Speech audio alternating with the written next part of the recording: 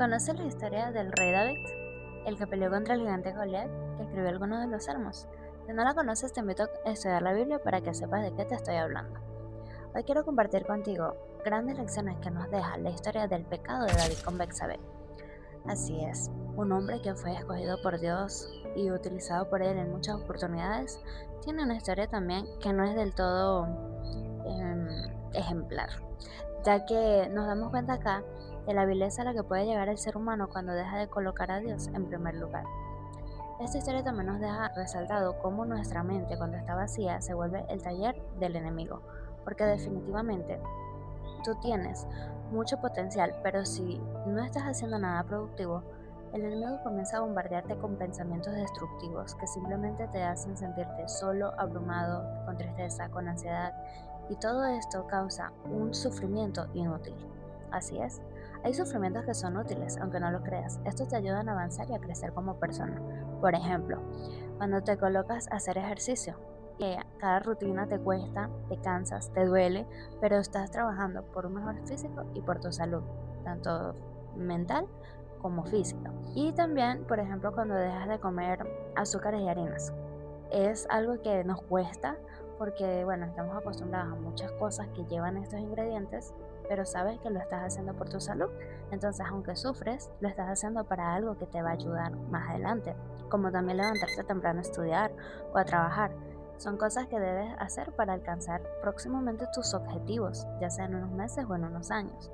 Pero hay sufrimientos inútiles, sufrimientos que simplemente te dejan con vacíos y te dejan completamente en lo más hondo, que para salir de ahí te cuesta demasiado. Esos son sufrimientos que no te llevan a ningún lado y que también debes de corregir, porque sí, es válido que no te sientas bien todo el tiempo. Es válido que hay cosas que de verdad, como un duelo o una separación, nos pueden causar mucha tristeza. Pero no te quedes allí en ese vacío, porque allí es donde te quiere Satanás. Recuerda que su principal objetivo es alejarte de Dios. Cuando vamos a la historia del rey David, en el capítulo 11 de 2 de Samuel, del versículo del 1 al 27, nos damos cuenta de que uno de sus principales errores era precisamente ese: estaba desocupado. Todo su pueblo estaba en guerra y ellos estaban en esa batalla mientras él se había quedado en el palacio. Y un día se levantó de la tarde a tomar una siesta y se puso a pasear por el terrado de su casa y observó a lo lejos a una mujer hermosa, que cuando preguntó quién era, le dijeron que era Betsabé, hija de Elián y esposa de Urías y Tita. Él la mandó a traer al castillo y estando acá tuvo relaciones con ella. La Biblia no nos refleja que esto haya sido un abuso de poder. Quizás por él ser el rey y coquetearle a esta mujer hizo que ella también cayera en tentación. Pero luego de esto, él la envió a su casa, y cabe resaltar que ella acababa de restaurarse de su periodo y a los días le mandó avisar que estaba embarazada. Y cuando David recibió esta noticia, resolvió por mandar a traer a Urias a casa. Dijo, si él duerme con su esposa, va a creer que el hijo que está esperando es de él. Así que, bueno, él ingenió este plan y Urias vino. Él le preguntó cómo estaba la batalla, cómo estaba haciendo Joab, que era el general que tenía a cargo de esta batalla. Y él pues le explicó, lógicamente una guerra nunca va a ser fácil. Después de esto, él le dijo que podía descender a su casa.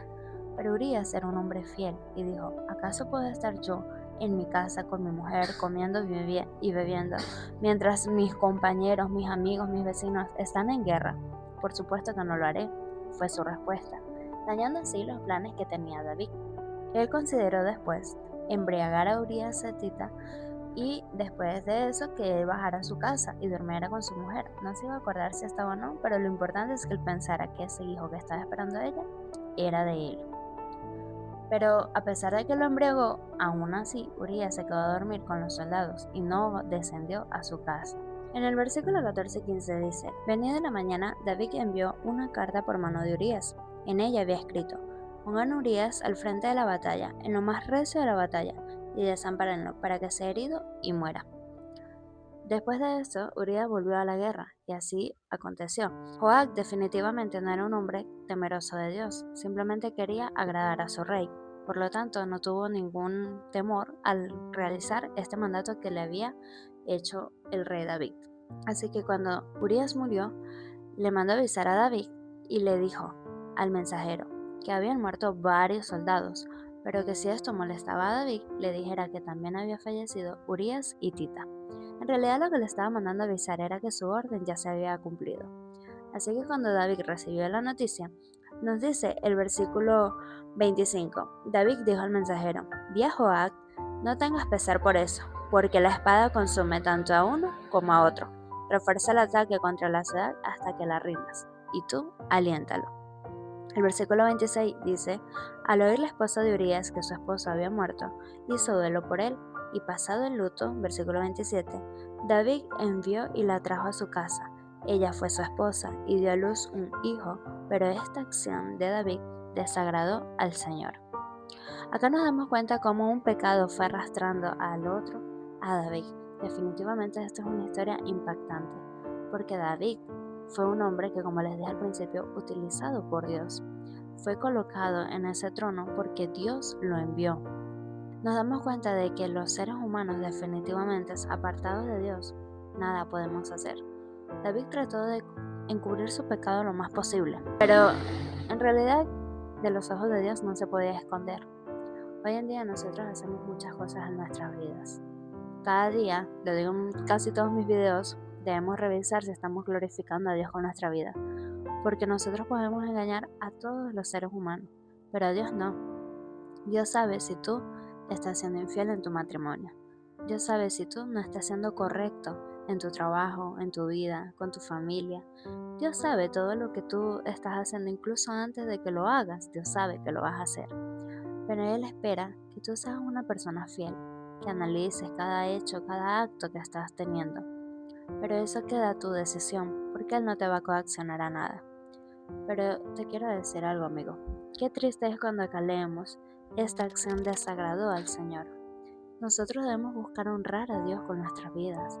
Qué triste que el Señor sienta que nosotros somos seres desagradables por las malas acciones que tomamos. El pecado es algo a lo que tenemos inclinación.